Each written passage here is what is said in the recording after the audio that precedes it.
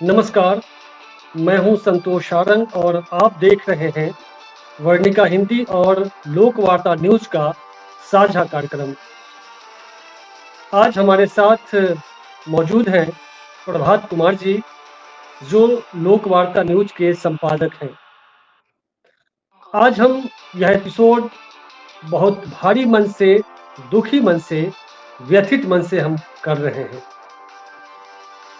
अभी 2 दिन से भारतीय महिला पहलवान विनेश फोगाट को लेकर जो बुरी खबरें पेरिस ओलंपिक से आई, उससे 140 करोड़ भारतीयों को झटका लगा है। कल जब यह खबर आई कि विनेश फोगाट को 100 ग्राम वजन बढ़ने के कारण अयोग्य घोषित कर दिया गया है, तो अवाक रह गया पूरा देश। आज एक बार फिर बुरी खबर आई जब विनेश फोगाट ने ट्वीट करके कुश्ती को अलविदा करने की घोषणा की। हम चाहते हैं अपने दर्शकों को वह ट्वीट पढ़कर हम सुनाएं कि विनेश फोगाट ने क्या लिखा है। 5:17 पर यह ट्वीट किया गया है।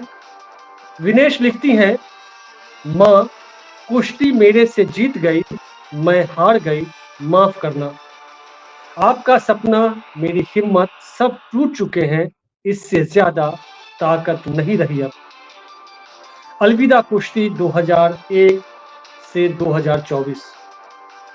आप सबकी हमेशा ऋणी रहूंगी, माफी। तो इस तरह एक शानदार खिलाड़ी का खेल से, कुश्ती से अलविदा कहना हमारे दुख को, हमारे भारतीयों के दुख को और दोगुना करता है।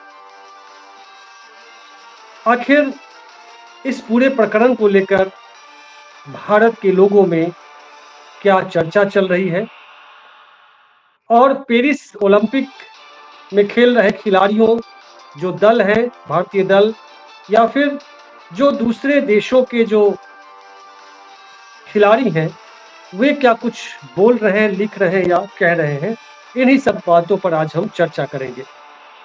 तो प्रभात कुमारी को स्क्रीन पर हम लाते हैं और फिर चर्चा की शुरुआत करते हैं। प्रभात जी, पहली प्रतिक्रिया आपकी क्या है? कल तो बुरी खबर आई ही, एक दिन में लगातार 3 खेलों में शानदार प्रदर्शन करने वाली विनेश फोगाट ने आज ट्वीट करके कुश्ती को अलविदा कह दिया है। जय विनेश, कुश्ती जीती है और राजनीति हारी है। विनेश ने 3 लगातार दाव लगाकर जिस तरह से कुश्ती को चित किया है, भले ही उसे ऐसा महसूस हो रहा है कि मैं हार गई हूं, लेकिन सच्चाई यह है कि जीत उसकी है और उसको इसके लिए जितनी शाबाशी और बधाई दी जाए वह कम है। 140 करोड़ लोग उसके साथ हैं और जब से यह घटना और जब से यह जानकारी इस देशवासियों को मिली है, तब से पूरा देश शोकाकुल है।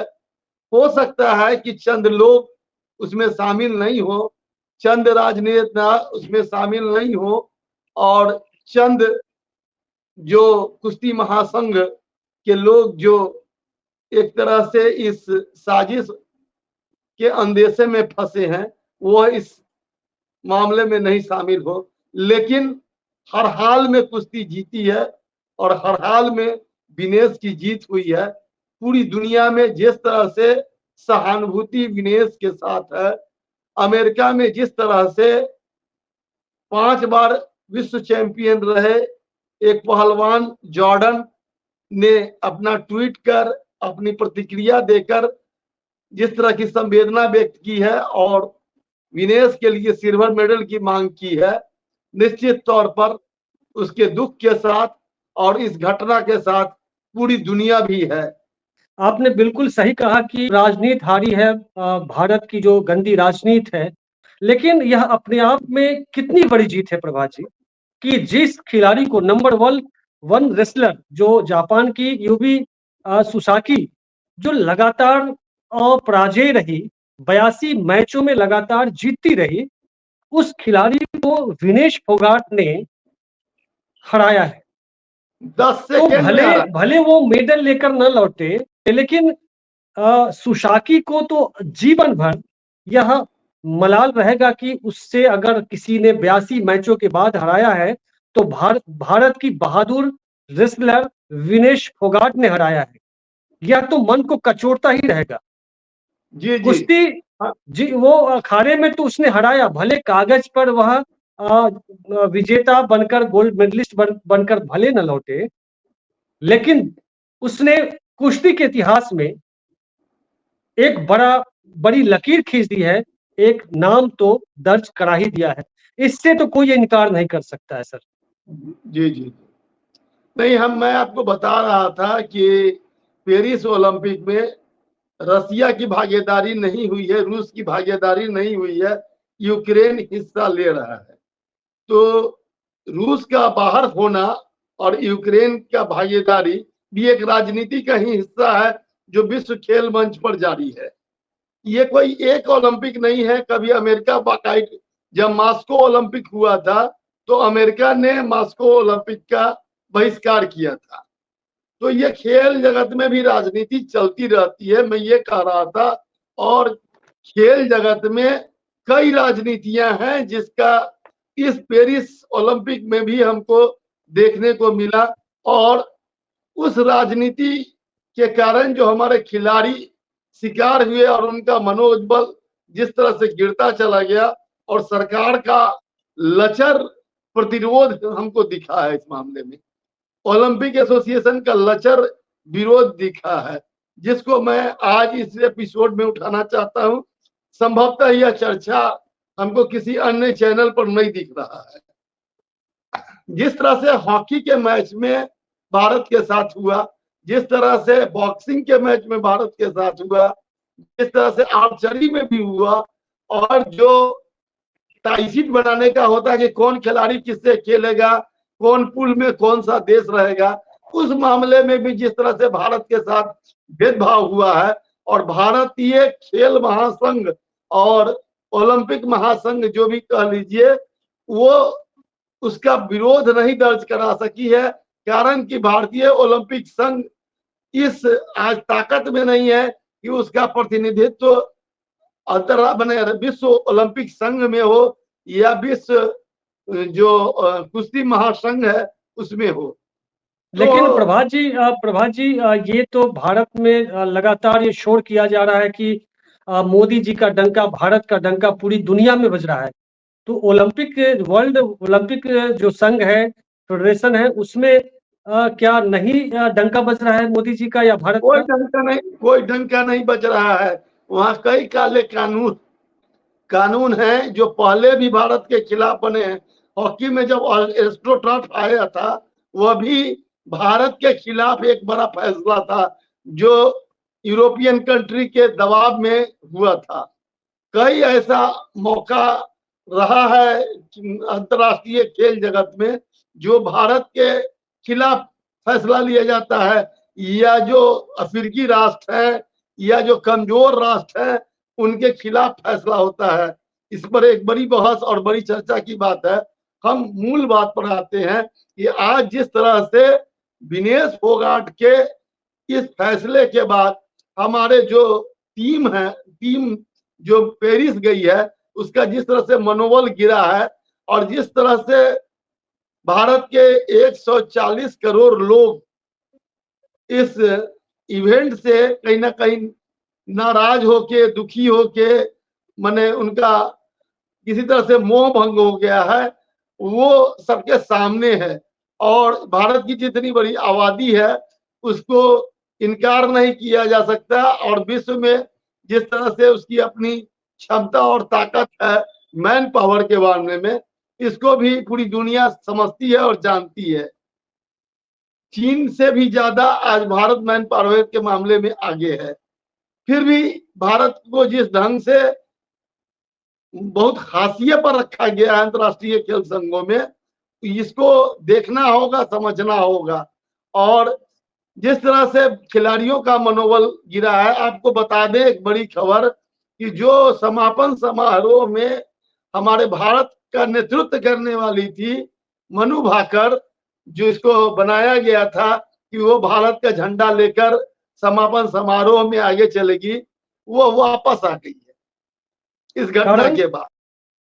कारण अभी नहीं पता चला है, लेकिन वो वापस आ गई है। मैंने खबर अभी देखा कि वो भारत सोनिया में आई गांधी से है। कल कल शायद सोनिया गांधी से मुलाकात की है, वो तस्वीर भी सामने आई थी। जी जी जी। तो कहीं ना कहीं जो पेरिस ओलंपिक में हो रहा है, उससे बहुत खुशी का माहौल वहां जो टीम गई है उसके भीतर नहीं है। चाहे हॉकी की टीम हो, चाहे निशा दहिया का मामला हो, या वो निशांत देव का मामला हो, कई मामले इस ओलंपिक में विवादास्पद ढंग से उठे हैं। क्या विनेश फोगाट को फाइनल खेलने से अयोग्य घोषित कर दिया गया? उसमें वो 100 ग्राम वजन का मामला आया, लेकिन जो इतने लोग गए, डॉक्टर्स की टीम होगी, जो डायटीशियन की टीम होगी और सपोर्टिंग टीम, ये सारे लोग क्या बरी हो जाएंगे? क्या सिर्फ विनेश फोगाट इसके लिए दोषी होंगे कि आप 100 ग्राम वजन कम नहीं कर सकी? क्या वे लोग, उन लोगों की कोई चर्चा नहीं हो रही है? जो दल गए थे, क्या वे क्या कर रहे थे? क्या 100 ग्राम घटाना इतना मुश्किल काम था? आज जो साजिश की आशंका व्यक्त की जा रही है, उस दल में कुश्ती, जो भारतीय कुश्ती संघ है, उसमें आज भी ब्रिजभूषण, जो आरोपी ब्रिजभूषण शरण सिंह का दबदबा है, जो ट्विटर पे अब भी चला रहे हैं कि देखिए दबदबा है, उसके अपने लोग हैं। तो क्या इस साजिश का हिस्सा नहीं लगता है? देखिए, आपको बता दें कि टोक्यो ओलंपिक के समय भी एक बड़ा मामला उठा था, और उस समय भी विनेश ने कई सवाल और कई मामले उठाए थे। ओलंपिक में बहुत सारे अधिकारी, बहुत सारे लोग खेल तमाशा देखने जाते हैं, मौज मस्ती के लिए जाते हैं, सैर सपाटा के लिए जाते हैं, इंजॉय करने के लिए जाते हैं। इस पर बड़ी चर्चा हुई थी, लेकिन ये सारे मामलों को दबा दिया गया। इसलिए दबा दिया गया कि खेल महासंघ में कई राजनेताओं का दबदबा है और उनकी पैठ है। ओलंपिक संघ को जिस तरह से भंग किया गया, और जब ये पूरी जांच शुरू हुई, और जब पीटी उषा को इस देश के ओलंपिक संघ का, महासंघ का अध्यक्ष बनाया गया, तो इसकी कई कलाई खुली। उसके बाद कोशिश हुई कि भाई ये गंदगी दूर हो, और इस बार हम लोग उम्मीद कर रहे थे कि जो टोक्यो में हुआ था वो पेरिस में नहीं होगा। और निश्चित तौर पर विनेश का जो फिर मामला आया है, उसमें सपोर्टिंग स्टाफ, डॉक्टर्स, न्यूट्रिशियन और फिजियोथेरेपी के जो लोग हैं, उनकी भूमिका की जांच होनी चाहिए।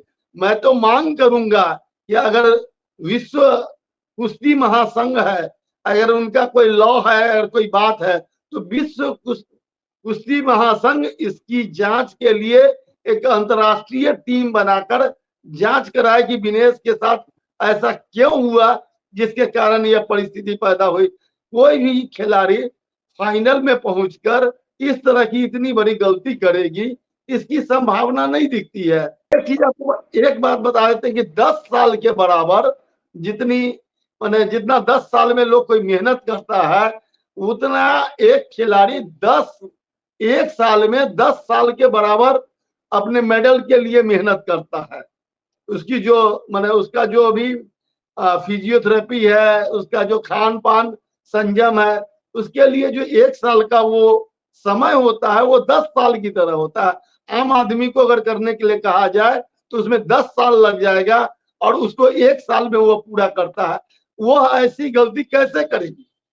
इसमें कहीं ना कहीं कोई साजिश की शंका तो निश्चित तौर पर दिख रही है।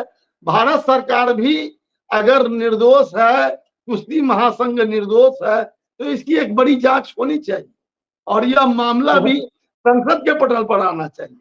प्रभात जी, एक विनेश फोगाट का एक ट्वीट है जो मैं चाहता हूं कि सामने दर्शकों के सामने रखूं। 12 अप्रैल को ट्वीट किया था, 10:24 में सुबह।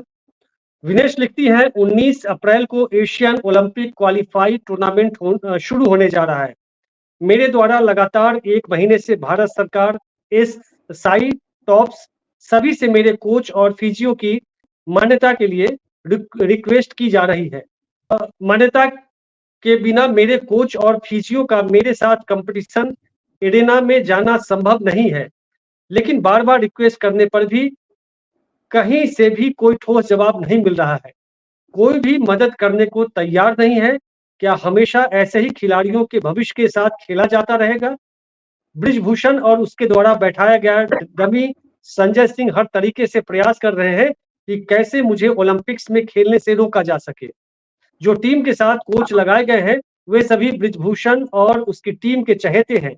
तो इस बात से भी इनकार नहीं किया जा सकता है कि वे मेरे मैच के दौरान मुझे मेरे पानी में कुछ मिला के ना पिला दे। अगर मैं ऐसा कहूं कि मुझे डोप में फंसाने की साजिश हो सकती है, तो गलत नहीं होगा। हमें मानसिक रूप से प्रताड़ित करने की कोई कसर नहीं छोड़ी जा रही है। इतने महत्वपूर्ण कंपटीशन से पहले ऐसे हमारे साथ मानसिक टॉर्चर कहां तक जायज है? क्या अब देश के लिए खेलने जाने से पहले भी हमारे यहाँ राजनीति ही होगी? क्योंकि हमने सेक्सुअल हैरेसमेंट के खिलाफ आवाज उठाई। क्या हमारे देश में गलत के खिलाफ आवाज उठाने की यही सजा है? उम्मीद करती हूँ हमें देश के लिए खेलने जाने से पहले तो न्याय मिलेगा। जय हिंद। ये देखिए इसके विनेश ये फोगाट ट्वीट ने 12 अप्रैल को ट्वीट करके ये बात कही थी। इससे क्या जाहिर होता है? नहीं, इस ट्वीट को लेकर भी कल जो संसद में खेल मंत्री का बयान आया और उन्होंने जो आर्थिक आंकड़ा पेश किया कि विनेश के पर कितना खर्च किया गया, 70,45,000 70,45,775 रुपए। 75 रुपया उसमें उसके फिजियोथेरेपी पर, कोच पर, किस किस चीज पर कितना खर्चा हुआ और कहाँ कहाँ ट्रेनिंग दी गई। जहां तक सबसे जो महत्वपूर्ण बात है, जो सबसे इम्पोर्टेंट बात है, वो यह है कि विनेश फोगाट को लेकर जो इतनी बड़ी घटना घटी है, उसमें खेल मंत्री को यह बताना चाहिए कि भारत सरकार ने, प्रधानमंत्री ने बात किया, यह सच है। पीटी उषा ने भी आपत्ति जताई, यह भी सच है। लेकिन वह जो विरोध प्रकट किया गया है, जो जिस तरह से भारत का वहां पर विरोध प्रकट किया जाना चाहिए, वो नहीं दिख रहा है कि उस लेवल का है जिस लेवल का होना चाहिए। अभी तक कोई इस तरह का प्रतिरोध भारत के द्वारा नहीं वहां पर दर्ज कराया गया है, जिससे यह लगे कि भारत का वहां पर बहुत महत्वपूर्ण विरोध दर्ज हुआ है। और खेल मंत्री का जो बयान संसद में हुआ, वो बेहद आपत्तिजनक, बेहद दुखद और बेहद निंदाजनक है। क्योंकि कोई आदमी बीमार हो और उसके बीमारी पर जो खर्च किया गया हो, उसका संसद में अगर कोई ब्यौरा पेश कर रहा हो, तो इससे हास्यास्पद कुछ नहीं हो। प्रधानमंत्री मोदी पर हम थोड़ी सी चर्चा करना चाहते हैं। जब एक दिन में विनेश फोगाट ने 3-3 मैच जीते और 3-3 मैच जीतने के बाद दुनिया की नंबर 1 खिलाड़ी रेसलर जो थी सुसा की, जापान की, उसको हराने के बाद भी मोदी जी ने एक ट्वीट नहीं किया, बधाई नहीं दी। उसके बाद वो ट्रोल होने लगे। लेकिन जैसे ही आयोग घोषित किया गया तो उनका ट्वीट आता है। यह क्या दर्शाता है? इससे शक और शंका तो बढ़ना जायज है। और तब वे ट्वीट करते हैं, जरा मैं पढ़कर सुना दूं दर्शकों को, कि Vinesh, you are a champion among champions, you are India's pride and an inspiration for each and every Indian. Today's setback hurts. I wish words could express the sense of despair that I am experiencing. At the same time, I know that you epitomize resilience. It has always been your nature to take challenges head on. Come back stronger. We are all rooting for you. आज प्रधानमंत्री मोदी ने आयोग घोषित करने के बाद यह tweet करते हैं कि आप चैंपियनों के भी चैंपियन हैं। ये ब्रिजभूषण का मसला जब आया था, जब इसको विनेश फोगाट, साक्षी मलिक, बजरंग पूनिया समेत जो भी खिलाड़ी वहां आंदोलन कर रहे थे, यौन अत्याचार का आरोप लगा करके, जो ब्रिजभूषण बीजेपी के सांसद थे उनके खिलाफ, तो प्रधानमंत्री मोदी की ओर से कुछ भी प्रतिक्रिया नहीं आई। उस समय से लेकर साल 1.5 साल हो गए, जब जंतर मंतर पर बूटों से रौंदी गई विनेश फोगाट, सड़कों पर घसीटी गई, इसके बावजूद मोदी जी की आंखों में पानी नहीं आया। और आज प्रधानमंत्री मोदी ट्वीट करते हैं, जीत पर नहीं, आयोग घोषित करने पर तो शंका तो बढ़ना है। और आज जो भी ट्रोल, आज अफसोस के साथ कहना पड़ रहा है, जब पूरा देश विनेश फोगाट की बहादुरी के आगे नतमस्तक है, सैल्यूट कर रहा है, तब विनेश फोगाट के खिलाफ भद्दी भद्दी गालियां सोशल मीडिया पर दी जा रही है। और आप उनके टाइमलाइन को देखेंगे, उनके प्रोफाइल को देखेंगे, तो उनमें से अधिकतर आपको मोदी का परिवार लिखा मिलेगा, वे तथाकथित सनातनी लिखा मिलेगा, राष्ट्रवादी लिखा मिलेगा। आखिर ये कौन से राष्ट्रवादी हैं, किस तरह के सनातनी हैं, और किस तरह के मोदी के परिवार हैं, जो हमारे देश की बहादुर बेटी को, जिसने तिरंगा लहराया, जिसने दुनिया की सबसे नंबर 1 रेसलर को पटखनी दे दी, जिसे दुनिया के किसी भी खिलाड़ी ने आज तक पटखनी नहीं दी थी 82 मैचों में। और उनको गालियां कौन दे रहे हैं? जिनके ट्विटर पे या सोशल मीडिया पे नाम के आगे मोदी का परिवार लिखा है, सनातनी लिखा है, राष्ट्रवादी लिखा है। ये कैसी राजनीति है? ये कैसा देश है? और बेटी बचाने, बेटी पढ़ाने की बात की जा रही है, नारी बंधन अभिनंदन अधिनियम की बात की जा रही है।